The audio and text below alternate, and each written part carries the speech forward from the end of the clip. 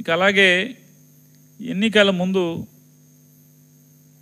ముక్కుపచ్చలారినటువంటి బాలిక 2017 ఆగస్టు మాసంలో క్రూరంగా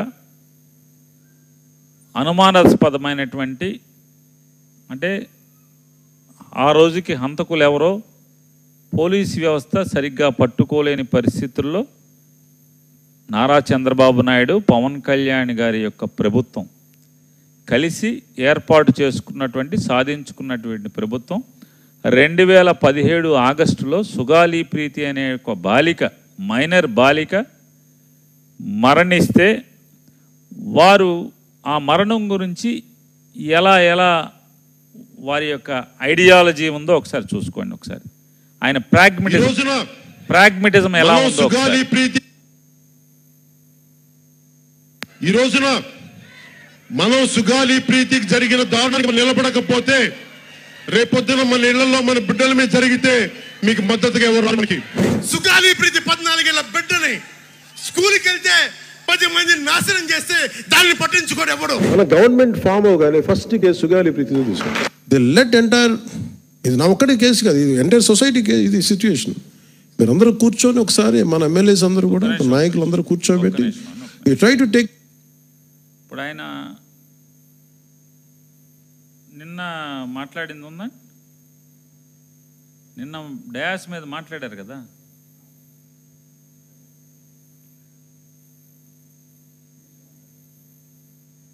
ఇప్పుడు గారి దృష్టిలో చేతిలో ఉంటుంది కాబట్టి చూసాం. చూడండి ఒకసారి.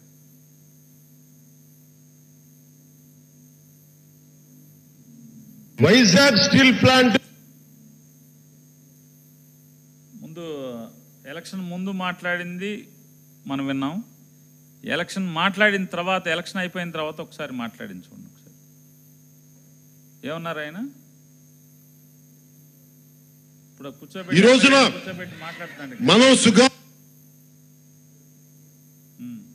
మీరందరూ కూర్చొని ఒకసారి మన ఎమ్మెల్యేస్ అందరూ కూడా, నాయకులు అందరూ కూర్చోబెట్టి you try to take it to home minister గారు, including law and order CM గారి దృష్టిలో చేతిలో ఉంటుంది కాబట్టి మీరు ఇంతకుమించి దీని మీద మాట్లాడకూడదు.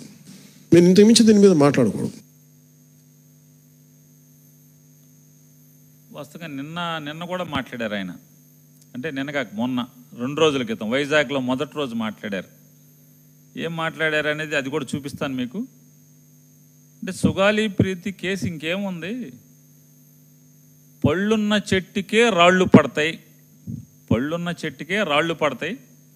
సుగాలి ప్రీతికి 5 ఎకరాల, వాళ్ళ అమ్మ నాన్నకి 5 ఎకరాల పొలం ఇచ్చాం మనం, 5 సెంట్లు ఎంతో ఇళ్ల స్థలం ఇచ్చాం మనం, అలాగే వాళ్ళ నాన్నకి గవర్నమెంట్ ఉద్యోగం ఇచ్చాం. ఇదంతా మనం కదా ఇచ్చింది, మన పోరాట ఫలితం కదా. జగన్మోహన్ రెడ్డి గారు సుగాలి ప్రీతికి ఇవన్నీ ఇచ్చారు. మనం పోరాటం చేయకపోతే జగన్ ఇచ్చేవాడా? మనం ఇప్పిస్తే మన మీదకి వాళ్ళ సుగాలి ప్రీతి వాళ్ళ అమ్మ యుద్ధం చేస్తుంది, మన అల్లరి చేస్తుంది, మన మీద రాళ్ళు వేస్తుంది అని చెప్పని పవన్ కళ్యాణ్ గారు వైజాగ్లో మాట్లాడారు. ఒకసారి మీరు గమనించండి. ఒకసారి ఆయన మాట్లాడింది ఎప్పుడు? సుగాలి ప్రీతి గురించి ఎన్నికల్లో. సుగాలి ప్రీతి గారు మరణించింది 2017 ఆగస్టులో. అంటే ఆవిడ హత్యమార్చింది, సుగాలి ప్రీతి అనే బాలికని హతమార్చింది 2017 ఆగస్టులో. దాంట్లో ముద్దాయిల్ని, ఆ స్కూల్ కరెస్పాండెంట్ని, వాళ్ళకి సంబంధించిన మిగతా వాళ్ళని 2017 సెప్టెంబర్లో అరెస్ట్ చేశారు. 2017 అక్టోబర్లో వాళ్ళందరికీ బెయిల్ వచ్చింది. ఏమని బెయిల్ వచ్చింది? ఈ DNA రిపోర్ట్స్ కొరిలేట్ అవ్వట్లేదు, అంటే ఆ హత్యాస్థలంలో ఉన్నటువంటి రక్తపు మరకలా, లేకపోతే ఏం దొరికినాయో ఆధారాలు, లేదా తర్వాత ఆ ల్యాబ్ రిపోర్ట్స్ వచ్చినాయి, అవన్నీ కూడా DNA టెస్ట్లో వచ్చినటువంటి రిపోర్ట్స్ అన్నీ కూడా కొరిలేట్ అవ్వట్లేదు. కాబట్టి వీళ్ళు ముద్దాయిలుగా వీళ్ళని లోపల ఉంచాల్సిన పని లేదని చెప్పని 2017 అక్టోబర్లో రిలీజ్ చేసేసారు. రిలీజ్ చేస్తే ఆయన మాట్లాడింది ఎప్పుడు నిజంగా జగన్మోహన్ రెడ్డి గారి మీద సుగాలి ప్రీతి గారి మరణం గురించి పోరాటం చేసి జగన్ గారిని భయభ్రాంతికి గురి చేసి రాజకీయ ఒత్తిడికి లోను చేసి అవన్నీ ఇప్పించాడు అనుకుంటే ఆయన పోరాటం ఎప్పుడుది? ఎన్నికల ప్రచారంలో. కావాలంటే ఒకసారి మళ్ళీ పెట్టండి ఒకసారి. అది మొత్తం అంతా కూడా పక్కన ఎన్నికల అభ్యర్థులే వాళ్ళందరూ, పెమ్మసాని చంద్రశేఖరు వీళ్ళందరూ పక్కన నుంచో పెట్టుకుని మాట్లాడతాడు ఆయన. ఆ ఎన్నికల ప్రచారంలో సుగాలి ప్రీతి గురించి గొంతు చించుకుని అరిచి కేకలేసి ఇవాళ ఏం మాట్లాడుతున్నారు ఆయన? వాళ్ళందరికీ ఆవిడికి నేనే న్యాయం చేసేసాను అన్నాడు. ఆ రోజు ఏం చెప్పాడు? 100 రోజుల్లో నేను సిబిఐ చేత ఎంక్వైరీ చేయిస్తా అన్నాడు. ఆల్రెడీ జగన్మోహన్ రెడ్డి గారి ప్రభుత్వం ఏదైతే వారి తండ్రి గారికి ప్రభుత్వ ఉద్యోగం ఇవ్వటం 2022లో, అలాగే వారికి 5 ఎకరాల పొలం ఇవ్వటం, ఇంటి స్థలం ఇవ్వటం, ఇవన్నీ చేయటమే కాకుండా సిబిఐకి కూడా అయ్యా ఈ కేసుని సుగాలి ప్రీతి అనేటువంటి బాలిక యొక్క ఘోరమైన హత్యని మీరు సిబిఐ ఎంక్వైరీ చేయండి అని కూడా రాష్ట్ర ప్రభుత్వం వారిని కోరటం జరిగింది. మరి సిబిఐ అంటే మోడీ గారు మీ చేతిలోనే ఉన్నారు కదా, అమిత్ షా గారికి మీరు ఎక్కడి నుంచైనా ఫోన్ చేసి మాట్లాడగలరు కదా. సుగాలి ప్రీతి గారి కేసుని సిబిఐ టేకప్ చేసేట్టుగా మీరు ఎందుకు ప్రయత్నం చేయరు? ఇక దాని గురించి ఎక్కువ మాట్లాడిన అని చెప్తూ నిన్న వైజాగ్లో మొన్న ఏం మాట్లాడతారు? గత ప్రభుత్వం అంటే జగన్మోహన్ రెడ్డి గారి ప్రభుత్వం సాక్ష్యాధారాలని ధ్వంసం చేసింది అని చెప్పని మాట్లాడతారు. ఎంత కిరాతకం ఇది! పాపం కదా, మీరు సనాతని కదా, అందులో మామూలు సనాతని కూడా కాదు కదా, అన్అపాలజెటిక్ సనాతని కదా. మరి పాపం ఉండదా? పాపం చుట్టుకోదా? ఇంత పాపం మాటలు మాట్లాడితే మీ ప్రభుత్వంలో మీరు చంద్రబాబు నాయుడు గారు కలిసి ఏర్పాటు చేసుకున్నటువంటి ప్రభుత్వంలో మీ ప్రభుత్వంలోనేమో సుగాలి ప్రీతి గారి కిరాతక హత్య జరుగుతుంది.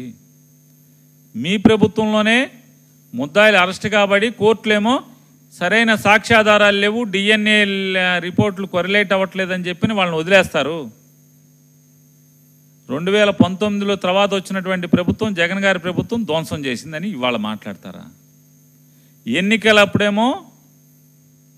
ఎన్నికల ప్రచారంలోనేమో సుగాలి ప్రీతి మరణాన్ని సిబిఐ చేత ఎంక్వైరీ చేస్తాను, న్యాయం చేస్తాను, 100 రోజుల్లో ఆ ఫైల్ మీద సంతకం పెడతానని చెప్పి మాట్లాడిన వాళ్ళు ఇవాళ ఆ తల్లిని ఆక్రోశంతో మీ చుట్టూ అంటే వికలాంగురాలైనటువంటి ఆ తల్లిదండ్రులు మీ ఆఫీస్ చుట్టూ మీ ప్రభుత్వం చుట్టూ తిరగటాకి ఆపసోపాలు పడి వాళ్ళు చిక్కి శల్యమైపోయిన పరిస్థితి, అంటే మానసికంగా కుంగిపోయిన పరిస్థితి ఎలాదైతే కనీసం మీరు అపాయింట్మెంట్లు ఇవ్వరు, కలవరు, వారికి న్యాయం చేయరు.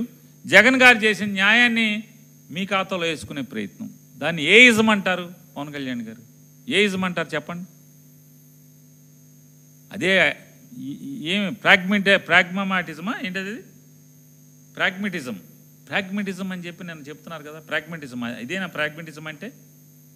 పాప సుగాలి ప్రీతి ఏది మొన్నటిదా అండి? మొన్నలేండి, నేను మొన్న చేయండి ఒకసారి. పాప సుగాలి ప్రీతి ఇష్యూ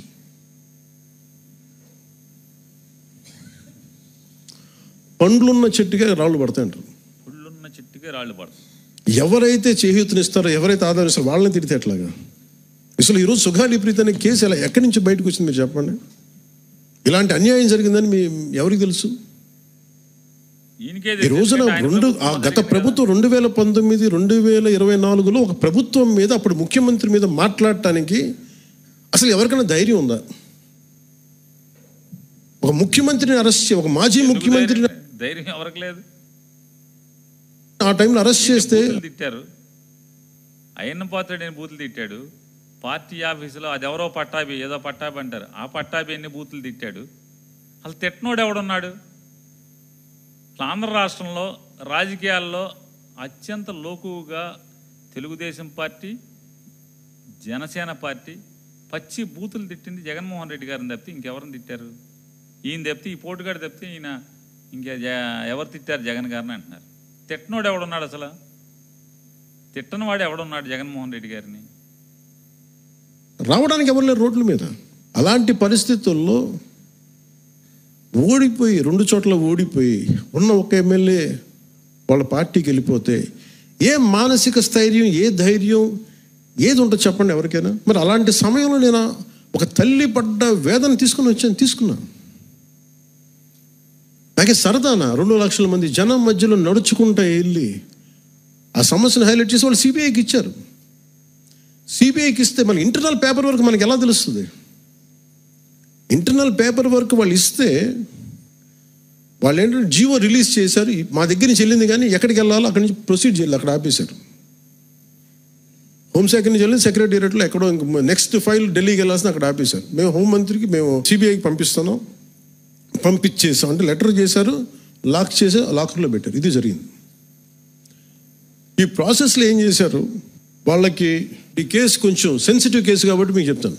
సుగాలి ప్రీతి నేను ఎందుకు కొంచెం సున్నితంగా మాట్లాడాలి ఈ విషయం ఏదంటే, మీకు ఒక అన్యాయం జరిగినప్పుడు, ఎవరికైనా ఒక అన్యాయం జరిగినప్పుడు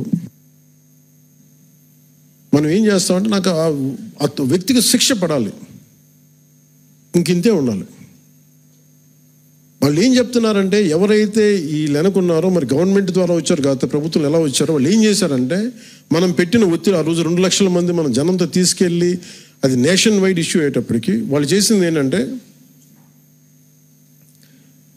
మనం చేసిన పోరాటం వల్లే ఎస్సీ ఎస్టీ అట్రాసిటీ కేసు బాధితులకు చట్ట ప్రకారం ఇచ్చే ప్రయోజనాలు పరిహారాలు వారి కుటుంబానికి దక్కాయి.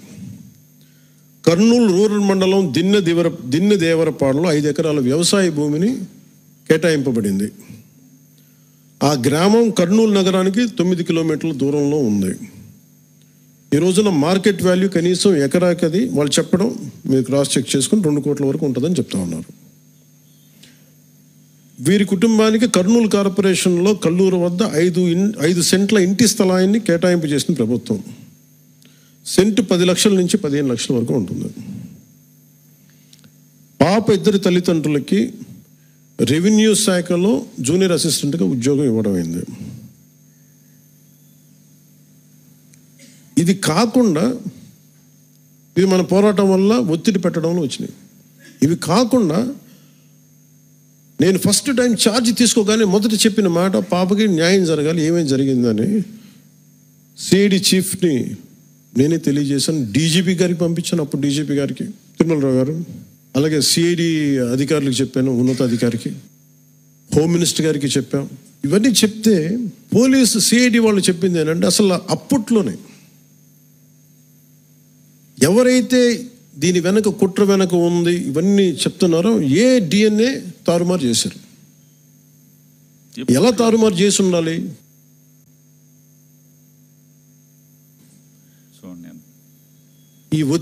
ఈయన హిందూ సనాతని, అన్అపాలజెటిక్ హిందూ సనాతని. 2017 ఆగస్టులో హత్య జరిగితే 2018 సెప్టెంబర్లో ముద్దాయిల్గా చెప్పబడేటువంటి వారు ఒక 3-4 అరెస్టు చేస్తే స్కూల్స్ కరస్పాండెంట్ని ఇంకెవడను 2017 అక్టోబర్లో వాళ్ళు రిలీజ్ అయితే ఎందుకు రిలీజ్ అయ్యారు? డిఎన్ఏ కొరిలేట్ అవ్వట్లేదు, ఆ హత్యాస్థలంలో దొరికిన బహుశా బ్లడ్ శాంపుల్ వీళ్ళ బ్లడ్ శాంపుల్ కొరిలేట్ అవ్వట్లేదు ఏదోని అనే కారణంతో ఆ ల్యాబ్ రిపోర్ట్తో వాళ్ళని బయటకు వదిలినట్టుగా కోర్టు చెప్తుంది. నేను చెప్పట్లా, కోర్టు చెప్పింది. ఏమంటాడు? డిఎన్ఏ శాంపిల్స్ అవన్నీ కూడా తారుమారు చేసేసారు, డిస్ట్రాయ్ చేశారంటది. అప్పుడు ఎవడ ప్రభుత్వం? నీ ప్రభుత్వం, చంద్రబాబు ప్రభుత్వం. ఇవాళ ఉన్న ప్రభుత్వం ఆవాళ్ళ కూడా ఉంది కదా. జగన్ గారిని మాట్లాడతాడు, మా ప్రభుత్వాన్ని మాట్లాడతాడు. మనం చెప్పే అన్అపాలజెటిక్ సనాతని ఇంత పాపం మూట కట్టుకోవటం అనేది నీకు పాపం చుట్టుకోదా అని అడుగుతున్నాను పవన్ కళ్యాణ్ గారిని.